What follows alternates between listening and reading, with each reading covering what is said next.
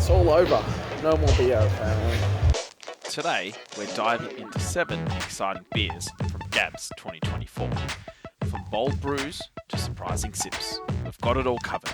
And the big question, were the hottest GABS beers hot or were they cold? Stick around to find out.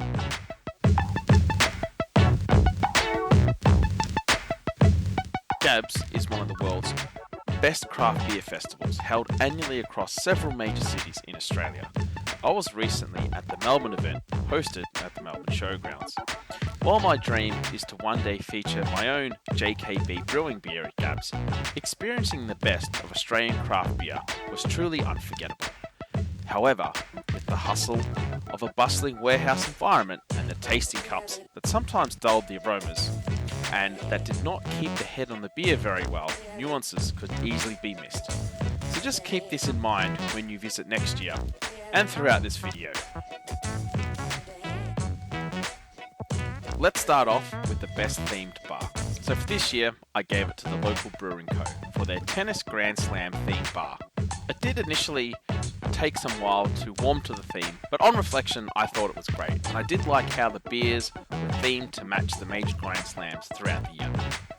They also had a tennis tournament going on the Nintendo Switch, where I believe the ultimate winner would get to brew a beer on their beer kit.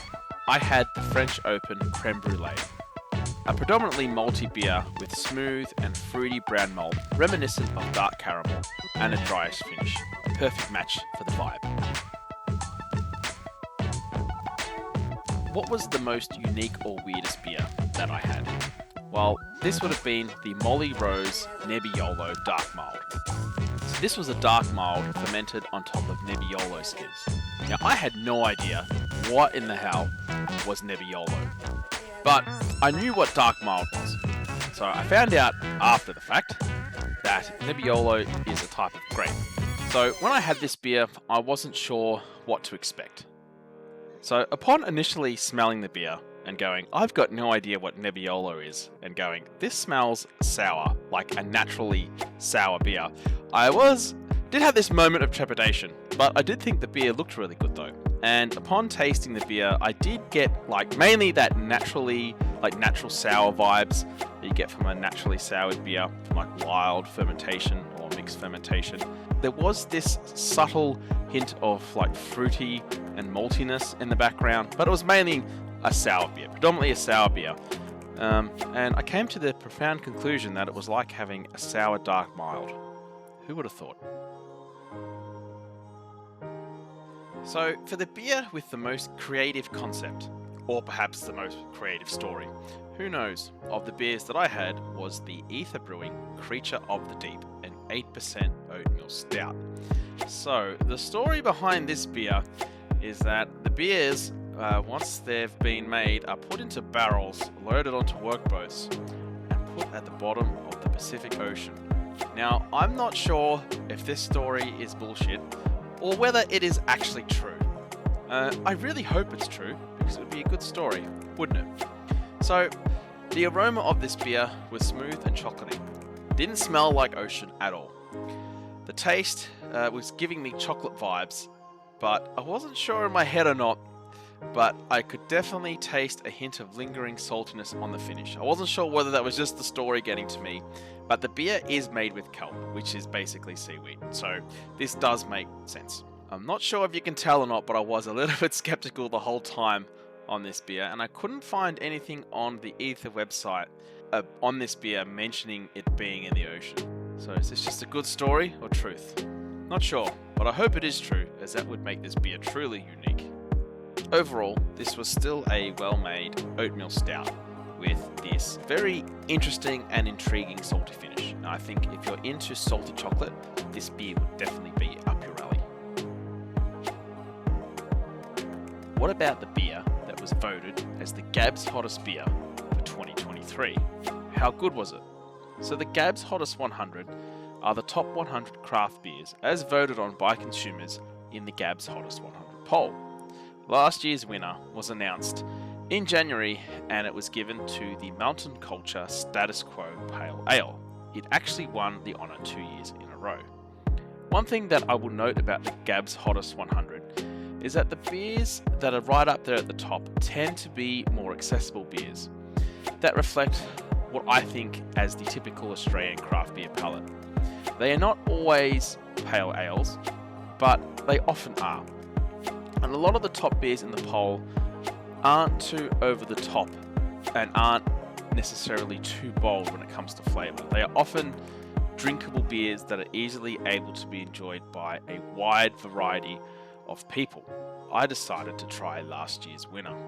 It was a hazy pale ale. Not a huge surprise, given this is Australia. It was very drinkable and an approachable beer. It was not too bold or over the top. I can see why it did win the GABS Hottest 100 Hottest Beer, and it is a beer that a lot of people could enjoy. It was quite flavourful for a pale ale, I must say, and did have a nice fruity and juicy hop character going on, which I did really like. And it did have this slight dankness, which I do love in IPAs, and I thought really suited this beer as well. So overall, it was a very good pale ale, and I must say is probably one of the more flavourful pale ales I have had in quite some time. So while this flavourful pale ale was not an undeserving winner of the GABS Hottest 100, what was my personal hottest beer or favourite beer that I had on the day? Well, firstly, let's go through some of the other honourable mentions. Mr. Fantastic by Dangerous Ales, 7.2% cold IPA. Fruity and hoppy, not too bitter, did have a great resinous character going on. Was a pretty cool cold IPA. Vanilla Bean Panna Cotta by Your Mates Brewing Co. An 8% white stout. I mean, it tasted like a stout. Well, obviously, you'd expect it to, but it was pale rather than dark. Smooth and sweet roasted chocolate, definitely more sweet than a typical stout, which gave it this surprisingly intriguing quality.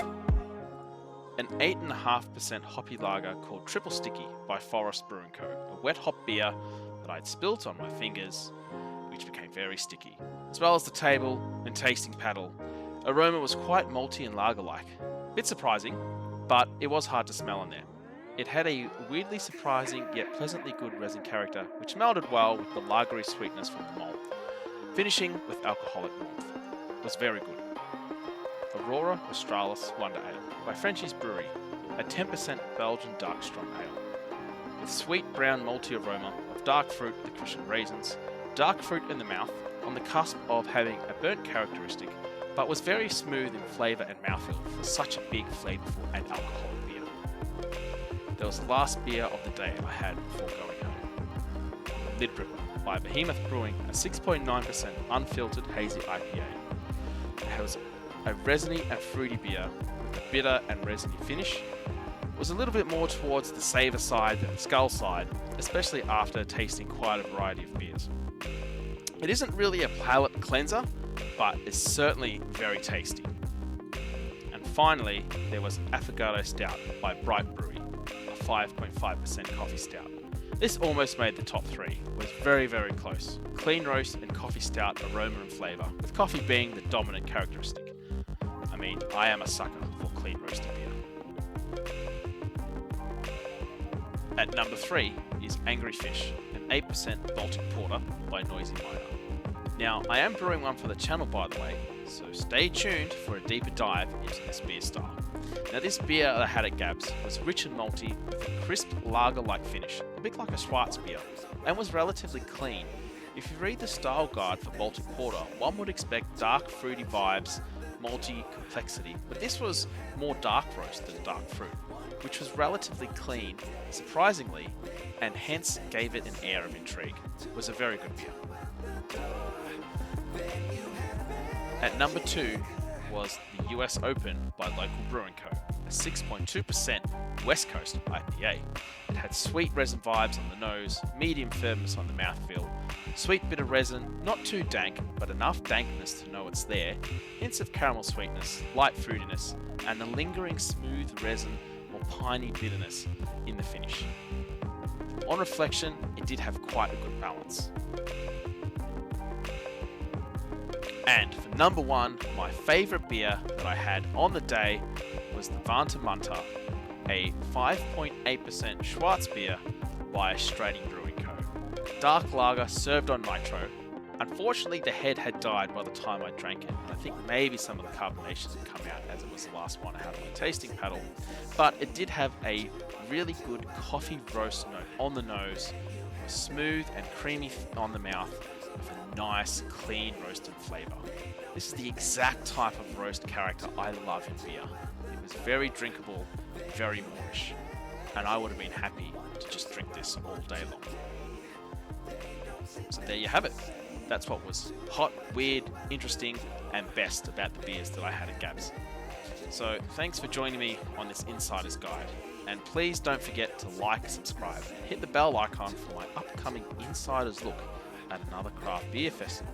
But this time, it is the first time this festival has ever been run in the history of the universe. So stay tuned for that. I'm sure it will be amazing. So keep exploring the world of craft beer and supporting those who craft unique beer experiences. Till next time, cheers. To walk like two out the door, then you have